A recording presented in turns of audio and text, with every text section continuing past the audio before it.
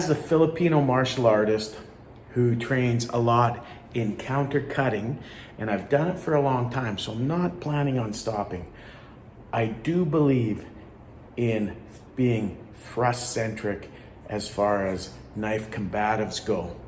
However, my training over 30 years has done a lot of counter slashing. I'm good at sniping the hands. I have some skill that way. And because of that, I want to carry something that would be effective if I had to counter lethal force, right? If I had to break away from somebody because they had a knife and get my knife into action and use it. So anything, if you are a counter cutter, any knife smaller than 4 inches, 4-inch blade is gonna be a little less effective at limb cutting. This is a cold steel Voyager with the Nogales clip point. And this blade is 5.5 inches long. It's very large for a folder, and a lot of people don't like carrying folders this big.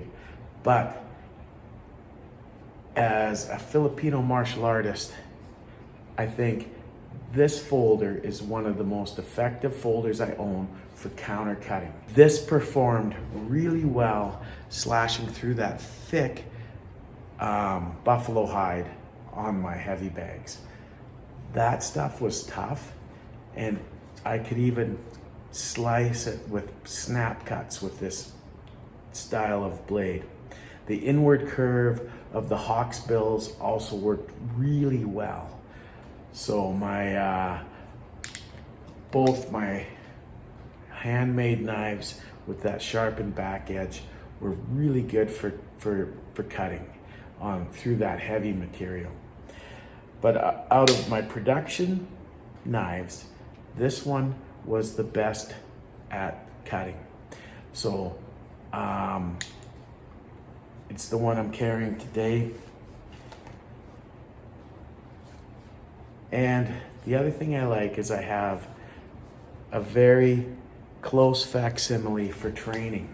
So if I'm doing limb cutting with my training partners, I have this training knife to use, and it is very close to the same knife. This is actually based off the old cold steel clip point Voyager that I also own from years ago. It's actually a very good facsimile to what I'm carrying right now. Now, these kinds of large blades, a lot of people do not like carrying them. I mean, this sticks way out of the pocket. It is not a discreet knife to carry. So if you're looking for something that is a little more subtle, it might not be for you. You can always find aftermarket deep pocket carry clips if you have pockets deep enough. This is a big folding knife. So depending on what you wear every day, what type of clothing, you may have a hard time carrying something like this. However, if you practice Filipino martial arts and you want something that's going to be an effective slasher, counter cutter, limb destroyer, you need something big. A little knife won't cut it. Oh, I didn't even mean for that pun. All right, but that's just a little bit of a follow-up on the video we did the other day. One of the things I absolutely love about the extra large cold steel Voyager is that it is very easy to open with inertia openings. I spend a lot of time doing solo training on my striking dummy with the Combatives mindset of preemptive striking and overwhelming violence. I always train with the mindset that you have to be able to reassess and readjust your level of force. This is training for the highest level of force. That is not the only level of force that I train to use. This is just what I'm showing right now. And for the uninitiated who are gonna comment, you never want to be in a knife fight. I'll have to say it. I have to say it every video. I hate repeating myself, but if you can run, run. If you can escape, escape. If you can de-escalate, de-escalate. If you can evade, evade. Do not ever choose to put yourself in a situation where you are facing an edged weapon. Actually using violence in any situation, any kind of violent situation, is your last resort. We know this. You don't have to write in the comments that you should run. Absolutely you should. But you don't always get that choice. And sometimes, unfortunately, situations aren't just simplistic like that. And people who say that probably have not yet really looked deep into actual violent situations and studied what has happened to other people in the past who have been forced to defend themselves. I am fortunate enough to live in a country where violence is rare.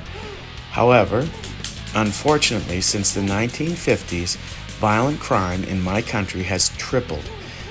Aggravated assault and things like this have tripled. The murder rates have gone down, but that has more to do with medical technology than the level of violence that has been done to people.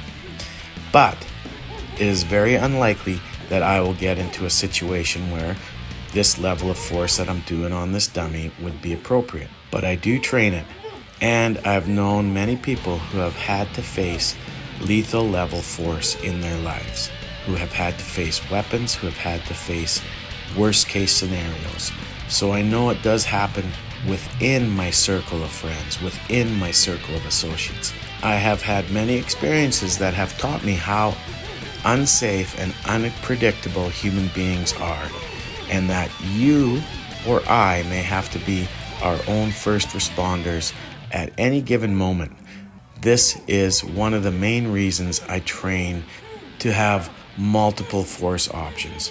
This is one of the main reasons I work with edged weapons, with empty hands, with blunt impact weapons. I want to be able to scale my use of force to the situation at hand. The other reason I train with many different types of weapons is that if I don't have a tool on me, I can improvise a weapon. And this is why the thrust-centric system, like the Medusa edged weapon system, are so effective. If I pick up a spike, if I pick up a screwdriver, if I pick up a rock, if I pick up anything with a point on it, I can use it effectively using that system. That system is very adaptable to many different weapons. And if you train many different weapons, you will find other things that are adaptable. The long knife itself is great because all of those fencing type skills that we drill in Filipino martial arts become quite practical if you're facing another knife. And if you believe that knife violence can happen in the culture and the country that you live in, if you carry a knife, you should develop good fencing skills, because if you manage to break away and get your knife into action, if you get it drawn and open, if it's a folder, then you will be in a knife-to-knife, deadly duel kind of situation. This is not just a fairy tale. If you carry any kind of edged tool that can be improvised as a weapon, and if you find carrying edged tools a handy thing to have around, you may as well carry one that will allow you to use the skills you've developed in Eskrima, Arnis, and knife combatives. This is why I love the Cold Steel Voyager XL. It is perfect for those kinds of skills. And it is a tough, hard-working knife for everyday tasks and cutting chores. Thank you.